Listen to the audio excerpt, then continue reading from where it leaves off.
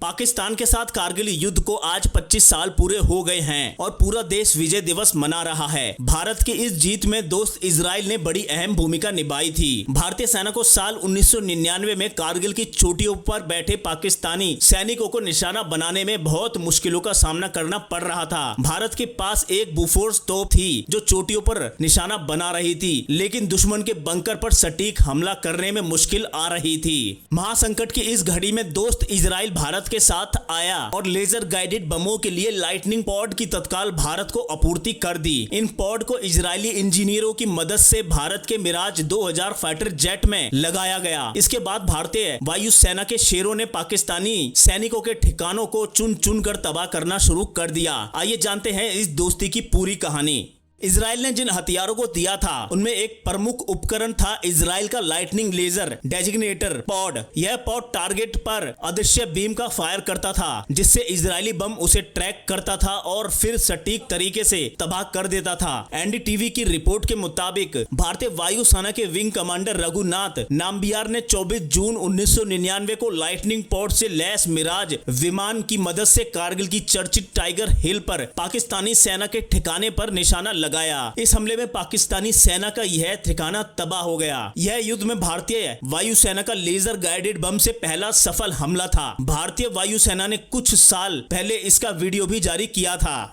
बाद में air marshal बने रघुनाथ नाम्बियार के मुताबिक लाइटनिंग पॉड और 1000 किलो के लेजर गाइडेड बमों को एकत्रित करने में भारतीय इंजीनियरों को 12 दिन का समय लगा था। दरअसल साल 1997 में कारगिल युद्ध से 2 साल पहले भारत ने इजरायली पॉड के लिए एक समझौता किया था। इनमें से 15 पॉड भारत के जैगवार विमान में लगाए जाने थे और 5 मिराज 2000 फाइटर जेट के लिए थे। इसे अमेरिका के सप्लाई किए गए लेजर गाइडेड बम के साथ इस्तेमाल किया जाना था, लेकिन 1998 में पोखरण विस्फोट के कारण अमेरिका ने प्रतिबंध लगा दिया। इससे भारत की योजना सफल नहीं हो पाई थी। यही नहीं, मिराज के सॉफ्टवेयर भी इसके लिए टेस्ट नहीं किए गए थे।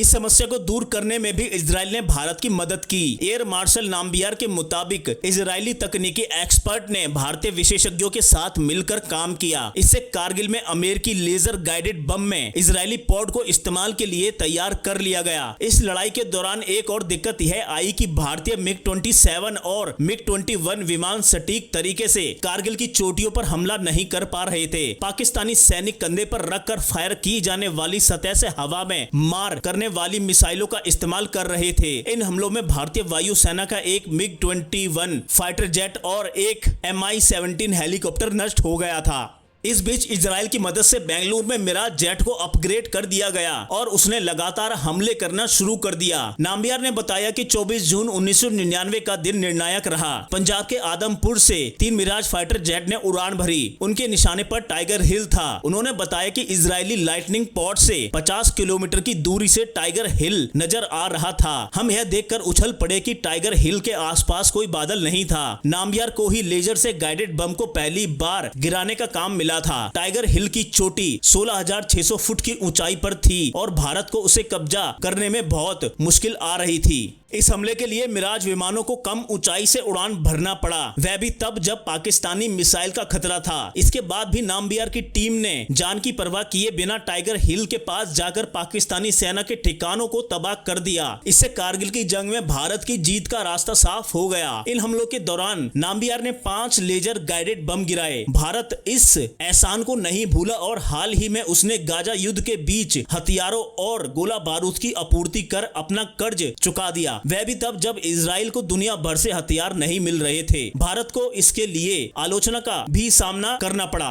तो दोस्तों, इस खबर में इतना ही। जल्द मिलते हैं अगली खबर के साथ। जब तक के लिए जय हिंद, वंदे मातरम। अगर वीडियो पसंद आया हो तो वीडियो को लाइक, शेयर, कमेंट और चैनल को सब्सक्राइब जरूर करें।